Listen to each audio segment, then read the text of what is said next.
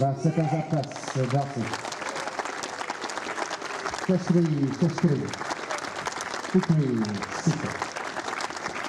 Po setoch 6-3 a 6-4 za necelé 2 hodiny sa teda víťazom 11. ročníka Strabag Challenger Open v Trnave stáva 5. nasadený Steve Darcy z Belgicka. No a my budeme hneď môžeme zácnu trojicu privítať. Ako prvý prichádza pán Farkáš, Dominika Hrbatého predstavovať netreba, no a Roland Herfel nielen funkčne, ale aj výškovo najvyšší, čo sa týka zástupcov ATP, takže páni, želám vám pekné popoludne, no a ako prvému odovzdám premiérovo, pretože je to úvodný ročník spolupráce na tomto turnaji so spoločnosťou Strabag, takže veľmi sa tešíme z partnerstva, no a určite plný dojmov po finále je aj pán Farkáš. Prajem pekný deň, počasie sa podarilo, hra bola fantastická, očarila ma a Strabag sa zaviazal podporiť tento fantastický turnaj na 3 roky. Je to naša premiéra. S Dominikom sme si už nejaké také maličké ciele dali. Hladka sa vždy dať vyššie a týmto si dovolím pozvať aj do ďalších turnajov športovcov, hostí a držím organizátorom palce. Všetko dobré a teším sa na ďalšie krásne športové úspechy. Ďakujeme veľmi pekne za tieto pozitívne slova a tešíme sa na tie ďalšie roky. Dominik Hrbatý spravidla sa teší, keď jedna kapitola končí, aby už mohol chystať aj ten 12. ročník, ako by si zhodnotil to, čo sme dnes čerešničkou na torte ukončili. Tak v prvom rade dobrý deň, ďakujeme, že ste prišli a našli si znova cestu na náš Challenger.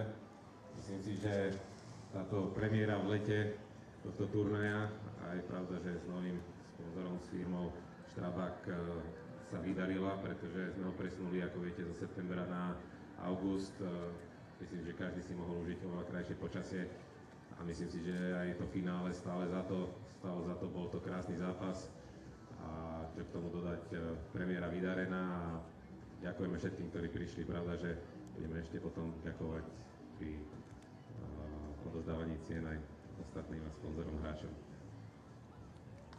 Ďakujem pekne, no a to odovzdávanie cien prichádza práve teraz, takže dovoľte, aby som pozval k nám muža, ktorý vo finále veľmi bojoval, napokon však na 5. nasadeného nestačil, ale určite si zaslúži potlesk.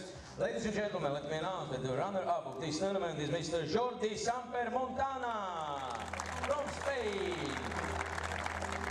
Jordi Samper Montana zo Španielska je zdolným finalistom.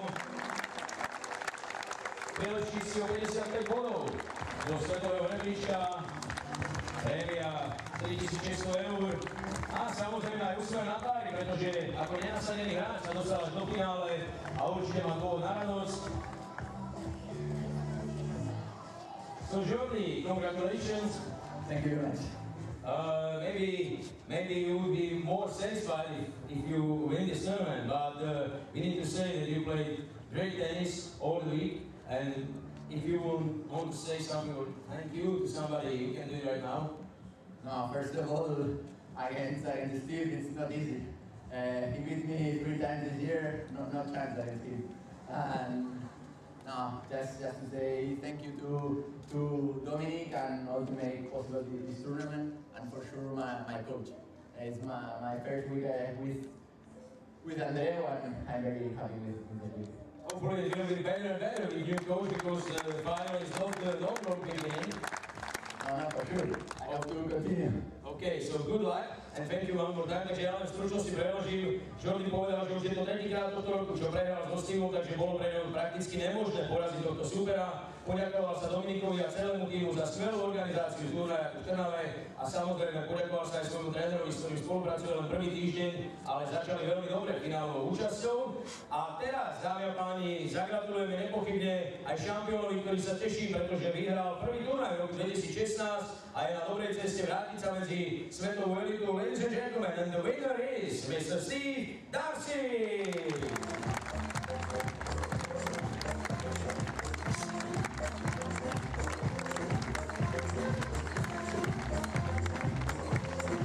Bývalý 44. hráč svetového rebríčka Steve Darcy neprehral v Trnave jeden set, ovládol podujatie, získava 90 bodov a blíži sa k svetovej stovke.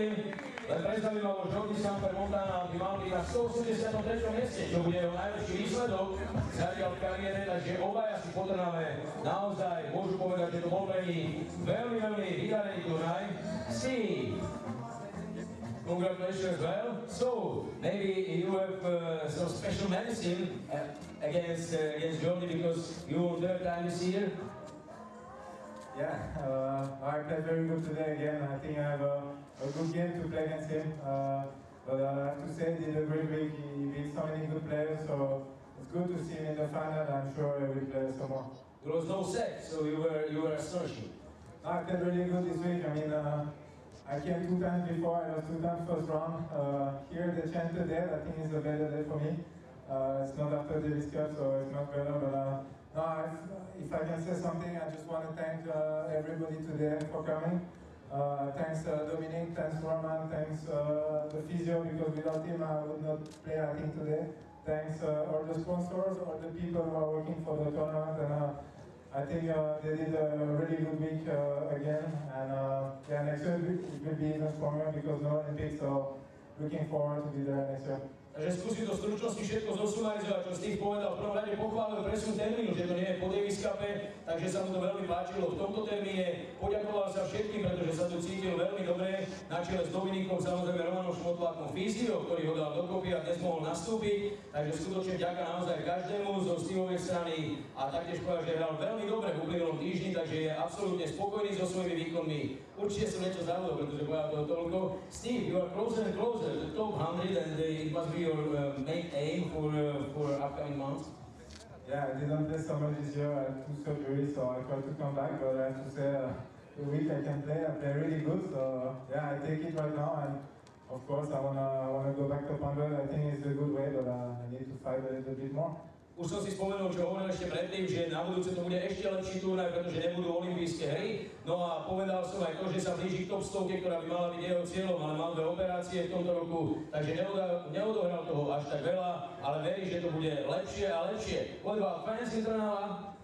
Yeah, it's nice. I had some friends also coming today, so it's very good to see them here. And yeah, good weather, good people here, so I'm enjoying a lot. Good to see you next year. Also. Takže možno aj so Steveom Darcisom aj na budúci rok, congratulations one more time. Veľmi sympatickí obaja finalisti, ale lepším z nich dnes bol Steve Darcis.